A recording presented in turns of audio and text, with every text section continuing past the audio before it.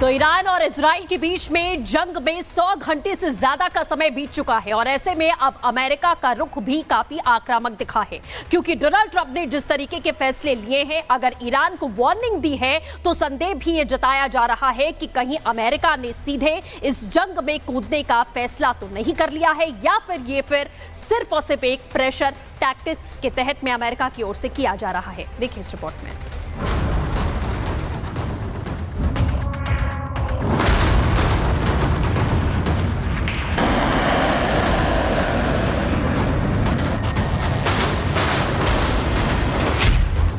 G7 की summit आधे में छोड़कर राष्ट्रपति डोनाल्ड ट्रंप अमेरिका वापसी कर चुके हैं। डोनाल्ड ट्रंप के प्लेन ने कनाडा छोड़ व्हाइट हाउस की राह पकड़ ली है।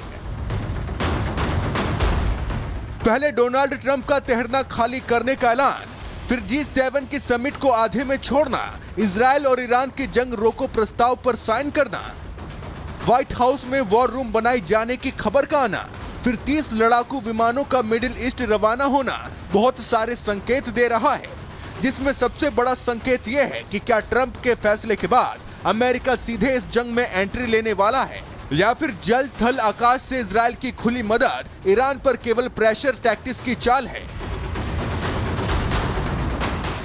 अब हम आपको वो 3 तस्वीरें दिखा रहे हैं जिससे आपको अनुमान हो जाएगा कि अमेरिका किस लेवल पर इजराइल की बैकिंग के लिए खड़ा है, क्योंकि ट्रंप बहुत अच्छे से जानते हैं कि अगर मिडिल ईस्ट में पावर बैलेंस बनाए रखना है तो फिर ईरान को न्यूक्लियर पावर बनने से कितना दूर रखने की जरूरत है।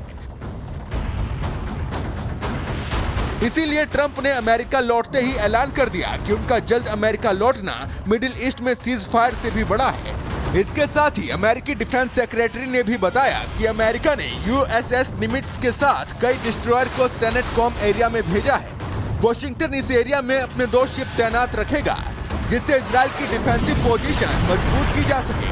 यानी कि अमेरिका इजराइल की डिफेंस को मजबूत करके ईरान पर जबरदस्त दबाव बना रहा है। अमेरिका जानता है कि ईरान पर दबाव बनाने की ये टाइमिंग सबसे अच्छी है। रूस ईरान का दोस्त है लेकिन यूक्रेन के साथ जंग में फंसा है। चीन ईरान के साथ है लेकिन दूरी बहुत ज्यादा है। पाक ने साथ का वादा किया है लेकिन USA से डरता है। इसके साथ ही पूरे मिडिल ईस्ट में अमेरिका ने अपने मिलिट्री प्रेजेंस लगभग सभी देशों में बना रखी है, इसलिए जंग को कंट्रोल करना उसके लिए मुश्किल नहीं है। इसीलिए अब पूरी दुनिया अगले 48 घंटे तक सोने वाली नहीं है, क्योंकि किसी भी वक्त मिडिल ईस्ट की ये जंगी चिंगारी विश्व युद्ध में तब्दील हो सकती है।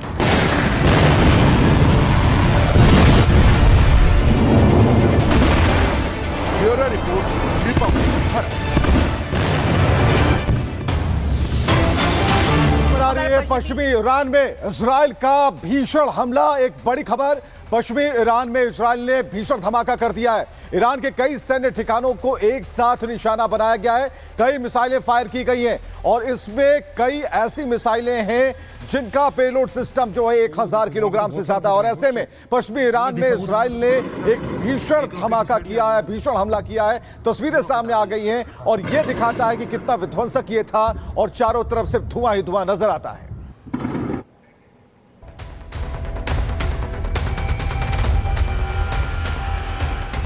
और इधर अमेरिका ने अपने 30 से ज्यादा लड़ाकू विमान यूरोप की तरफ भेज दिए हैं और माना जा रहा है कि अगले 24 घंटे ईरान के लिए बहुत ही अहम रहने वाले हैं। हम आपको बताते हैं एक रिपोर्ट के जरिए कैसे ये 24 घंटे अहम रहने वाले हैं।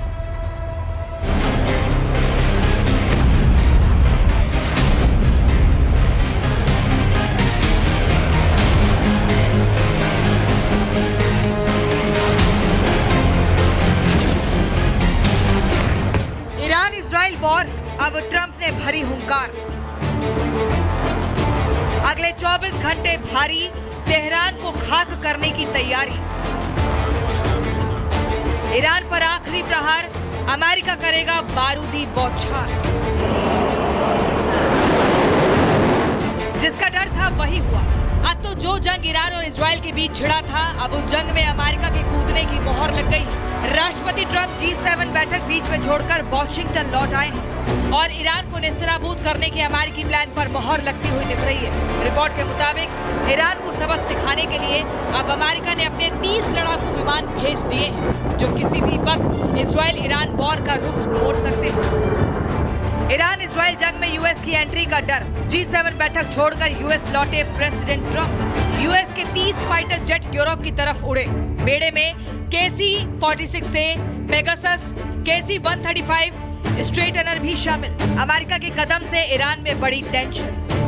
हालांकि रिपोर्ट के मुताबिक यूरोप की तरफ बढ़ते देखे गए 30 अमेरिकी फाइटर जेट का मौजूदा लोकेशन क्या है और फिलहाल उनके मूवमेंट के पीछे क्या वजह है, इसके बारे में अमेरिकी एयरफोर्स ने आधिकारिक तौर पर कोई जानकारी नहीं दी है। लेकिन माना जा रहा है कि राष्ट्रपति ट्रंप की आखिरी चेतावनी के बावजूद जिस तरह से ईरान घुटने टेकने की बजाय इजरायली शहरों पर बैलिस्टिक मिसाइलों की बौछार कर रहा है और उसकी मार से इजरायल के शहर जल रहे हैं, इससे राष्ट्रपति ट्रंप का पारा 7वें आसमान पर है, जिसके चलते अमेरिका ने अब सीधे ईरान को तबाह करने की ठान ली है। इस युद्ध में अमेरिका की कूदने की आशंका इसलिए भी बढ़ गई है क्योंकि इजरायली सेना ने कुछ देर पहले ही पश्चिमी देशों समेत दुनिया के ताकतवर देशों को एक वीडियो मैसेज के जरिए संदेश भेजा है, जिसमें आईडीएफ ने America, Britain, France, Italy, Canada, Hungary, चीन, रूस, सऊदी अरब समेत कई देशों को चेतावनी देते हुए कहा है कि ईरान दुनिया को तबाह करने के लिए न्यूक्लियर प्लान पर आगे बढ़ रहा है।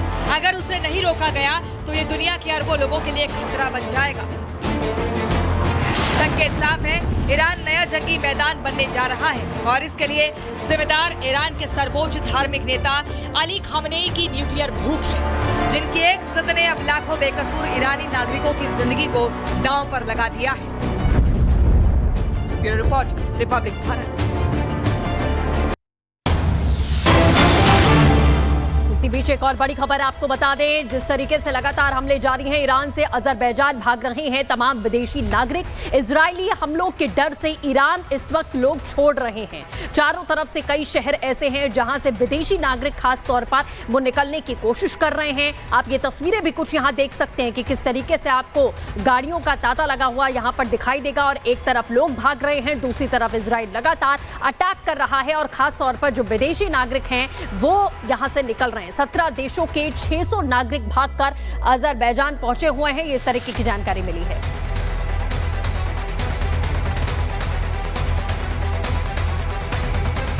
और ईरान ने एक बार फिर से अपनी सैन्य ताकत दिखाई है। आपको बता दें, IRGC से ये तस्वीरें सामने आई हैं। ये ड्रोन्स हैं जो आप देख रहे हैं, IRGC बेस की ये तस्वीरें हैं जहां ये घातक हथियार एक बार फिर से ईरान अपनी ताकत दिखाने की कोशिश कर रहा है, पूरी दुनिया को ताकत दिखाने की कोशिश कर रहा है। IRGC का ये बेस है जिसके भीतर जिस तरीके के घातक हथियार रखे गए हैं उसकी एक तरीके से प्रदर्शनी लगाई गई है और इसे दिखाकर अपनी ताकत पूरी दुनिया को दिखाना चाहता है ईरान। जो तस्वीरें आप देख रहे हैं, क्योंकि ईरान भी झुकने के लिए तैयार नहीं है, ताबड़तोड़ पलटवार इसी तरीके से कर रहा है। अपनी घातक हथियारों को अब वो इस्तेमाल करता रहेगा, ये दिखाने की कोशिश इसकी ओर से की जा रही है। इसी के साथ बढ़ते हैं आगे। आप देख रहे हैं कि लगातार चेतावनी पे चेतावनी यहां दी जा रही है, लेकिन मिडिल ईस्ट में विस्फोट की उल्टी गिनती शुरू हो गई है। ईरान पर इजराइल की बमबारी शुरू हो चुकी है, मिसाइलें गिर रही हैं और एक शहर नहीं बल्कि पूरा मिडिल ईस्ट अब बारूद के ढेर पर बैठा हुआ है। हम आपको दिखाएंगे कि क्यों ट्रंप ने जो बयान दिया है, जो बयानबाजी वो लगातार कर रहे हैं, वो सिर्फ एक बयान नहीं है बल्कि दुनिया को वो अलर्ट कर रहा है। क्या ये मिडिल ईस्ट का महायुद्ध है या फिर ये वर्ल्ड वॉर 3 की ओर जाता हुआ दिखाई दे रहा है? देखिए इस रिपोर्ट में। वो मैं देखा, वो देखो सामने एक रॉकेट इस साइड ही आ रहा है, वो देखो।